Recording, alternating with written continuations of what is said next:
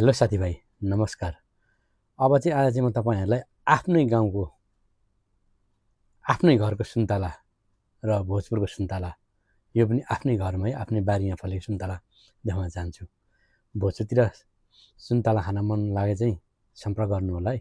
ल हेर्नुस् है साथीहरु, भोजपुरमा यति राम्रो सुन्तला फल्छ कि तपाईहरु देख्दा तपाईहरुको मनै अर्कै हुन्छ। ल एकपल्ट हेर्नुस् है भोजपुरको सुन्तला। वाह, ल हेर्नुस् कस्तो फलेको छ हेर्नुस्। वाह वाह, यो हाम्रो सुन्तला मेरै बुवाको बारी हो, मेरो त भन्नु मिलेन। ल हेर्नुस् कति मजाले फलेछ। ल दाना पनि छ, रुताचा पनि छ। यो माथिको चाहिँ काकाहरुको, यो चाहिँ मेरै हो, त्यहाँभन्दा माथितिरको चाहिँ काकाहरुको छ। ल हेर्नुस् त काकाहरुको यो चाहिँ। वाउ,